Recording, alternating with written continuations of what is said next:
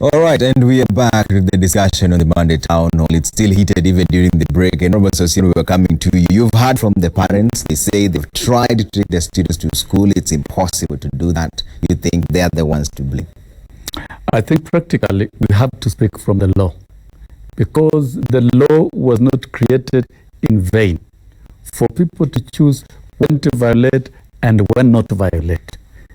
We can't, and some people have questioned what Parliament is doing. Parliament make laws. We have made laws. And the Basic Education Act is very clear, because I speak from the law, that every child, no child should be obstructed from accessing schooling. But kwa ground, the basic education level. The laws are there, whether it's early childhood, whether it's primary, whether it's secondary. And here today we are talking about Form 1 reporting. Yes. This is our expectation. And this is the practical thing that should happen. All children must report. Of course, there are conditions for reporting. And meeting all those conditions is not very practical for many children. That's the truth. That is the truth. It is not very practical. And that is where the rubber meets the road. But the law is clear. A child must report in school. So what should they do? Really, heard from the parents telling you that they've been pushed away. What should they do? No, I don't want to buy, because maybe I cannot witness whether some children are being pushed away. But let's talk about reporting. It's a directive, and the president has spoken to it very, very, very, very firmly. And when you look at 40%, that's an extremely huge number. And why this year? Last year at this time, we were closing at 94%, if you remember. Let us also go back to not so far a time. 2019, by this time, at the closure of reporting, 94% of students had reported. Okay. And I am very sure not all of them were able to meet the requirements, whether it's paying fees or whether it's buying certain items that are specific to each school. And I am very sure I can vouch for the principals. And we have seen principals calling out, trying to look for their children. And we have seen some of the schools even organizing bursaries within the school system. Okay. The problem that we have here, and let us accept, is that everybody is looking for some sponsorship. And this is where let us look for that sponsorship when the children are in school. And isn't that where the problem is? Because if the sponsorship was streamlined, the really needy students let us look at it. Let's do a situation analysis of what is happening. And the media has done very well. And we have seen many of them trying to highlight their plights through the media. And I'm wondering, out of the 1 million and something KCPE students, how long will it take for the media to highlight for each case? We want to look at a universal system that will allow all children to access education. Okay. But first of all, they are joining their guidelines. It's a government policy, and it is in law. All children report to the schools to which you are admitted. Okay. And from the school to which you are admitted. Okay. Ken. The principals and teachers. Just allow me to finish.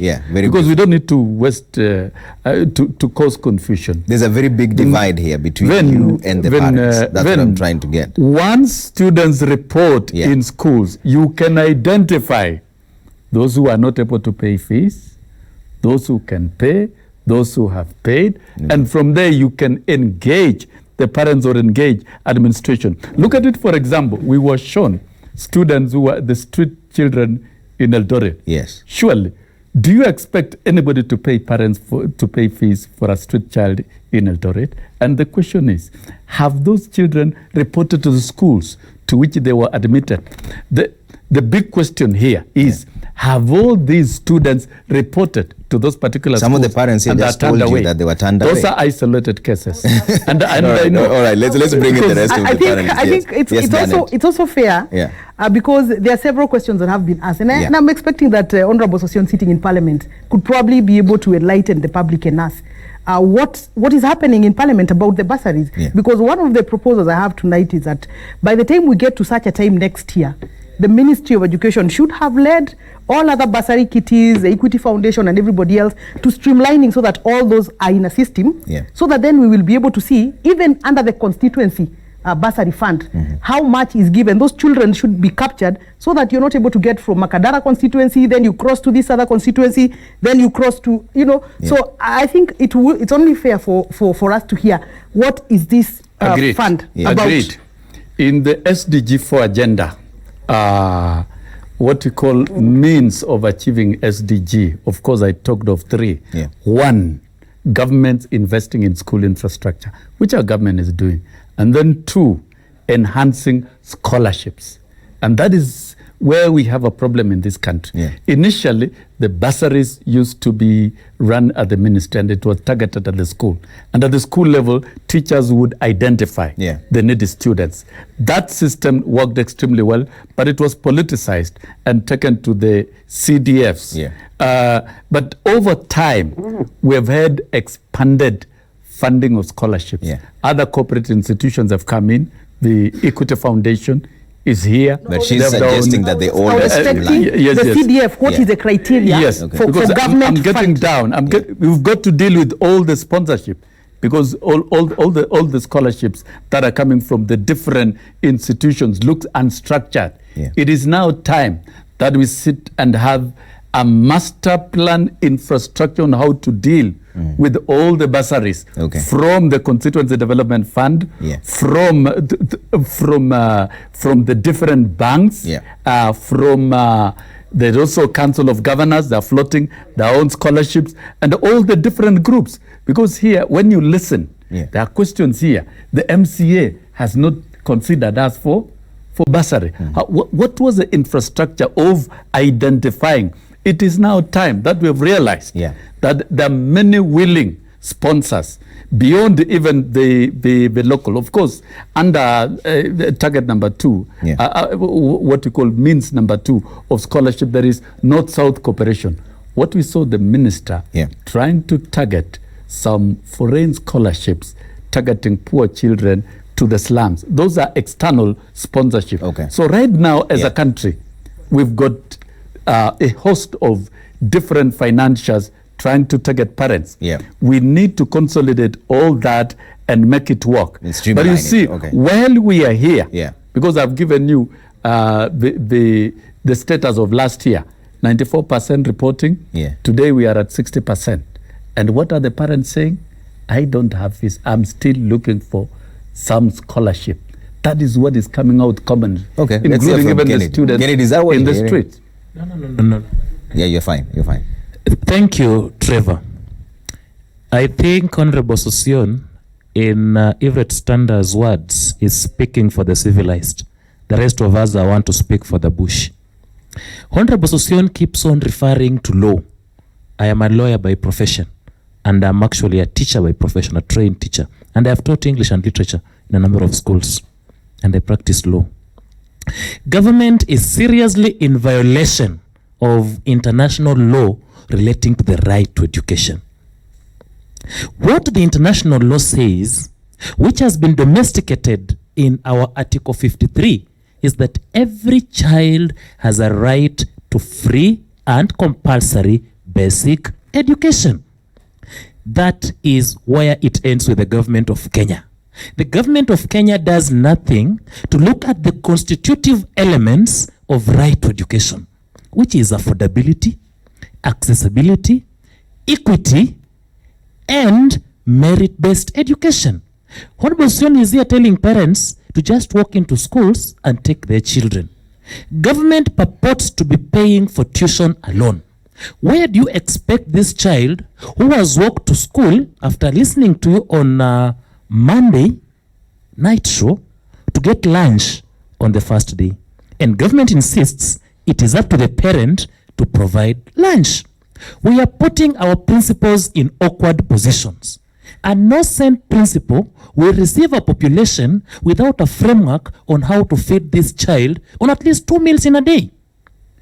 Government has failed us a great deal. In which way? It is simply because the Parliament of Kenya has not provided a clear policy framework, legal framework on the implementation of free and compulsory basic education.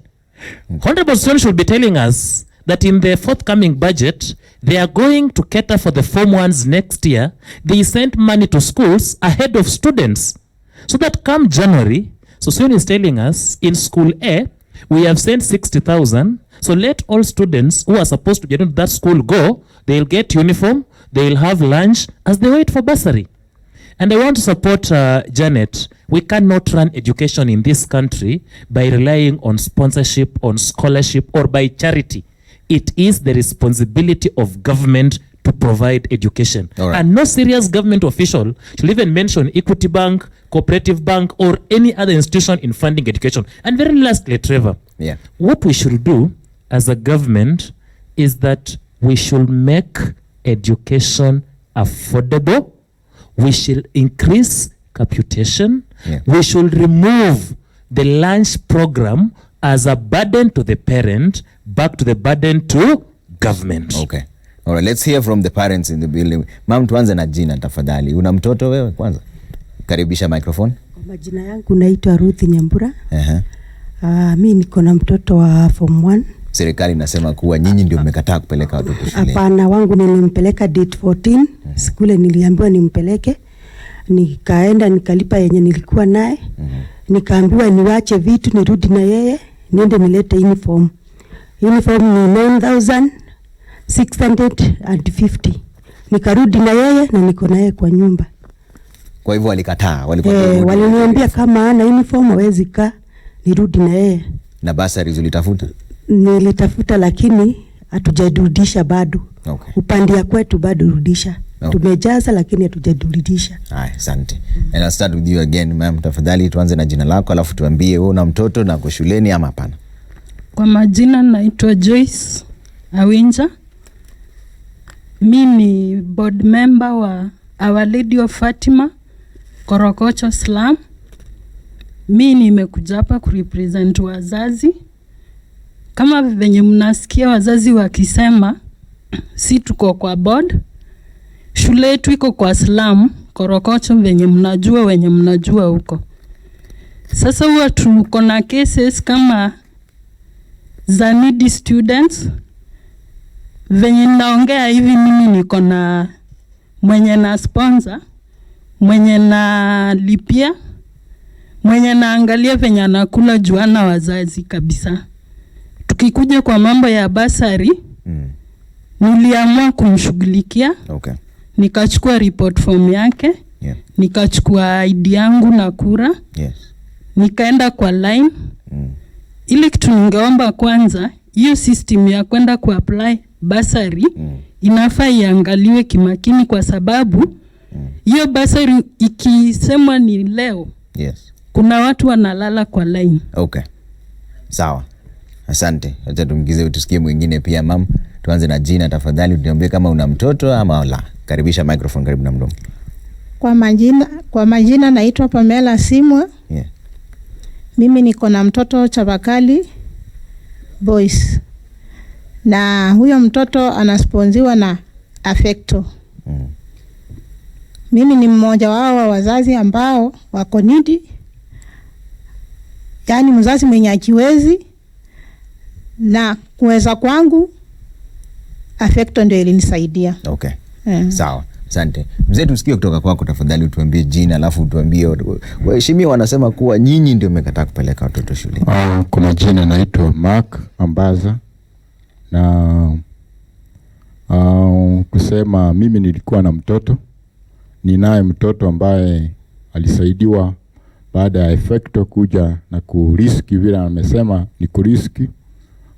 Nilikuwa sina nini yoyote, hali yoyote. Na ulijaribu kumpeleka shule? Na lima mafuti hivi, kulimia watu. Na tukiangalia mkono na kaa hivyo. Kwa hivyo nilipotafuta usaidizi wowote kwa ni yoyote zile zinasaidia, nikaweza kukosa. Na naweza sema ukienda kwa shule vile tunaambiwa tupeleke watoto shule, wangu aliitwa Mugoi Girls. na wakati nilisaidiwa na affect walinipa kila kitu ambacho nilihitaji. Kwa hiyo tulipofika huko niliona lazima usipokuwa na hizo vitu utaambiwa enda nyumbani, kwa sababu tulianza kupanga laini, ukaambiwa toa kitu fulani, toa kitu fulani, toa kitu fulani, toa kitu fulani. Kama huna hata sheet zilikuwa sijanunua za huko za green blue, walinunulia green. Nilipofika huko nikaambiwa hapana, hizi za green rudi nazo nyumbani, ununulie. Ilibidi ninunue mtoto kwa geti hapo. Kwa hiyo wale wanaenda wanasema ati anaweza enda, unaweza enda, ukifika unaambiwa kama huna kitu fulani. Kwa hiyo tukisema ati unapeleka mtoto, tuseme ati mimi ninampeleka kwa sababu aliitwa huko niende, lazima niwe labda na kitu, mtu ananifuata nyuma labda kama wa government, kwa sababu tukisema tunaenda hivi, tukifika huko wewe unajua mtu wa government hapo hayuko hapo. Mnaangaliana na wale wanashughulika na hiyo shule. Leta kitu fulani, toa kitu fulani, una kitu fulani, una kitu fulani, leta basi nini cheki ya kuonyesha umelipa. Ndio unapeana. Na kama huna utarudi. Kwa sababu inaonekana lazima utarudi. Kama mimi nilinunua sheet kwa gate, ndio ni mtoto afanye nini? Ndio ingie. All right. Asante sana. All right, and on that note, we're taking another quick break. When we come back, we dissect those issues again. The parents insist when they take their students to school, they're sent away. The mheshimiwas say they should take their students to school. We'd like to hear from you as well. 22422 at Trevor Mbija, Citizen TV Kenya. #Monday Report. We'll see you in just a bit.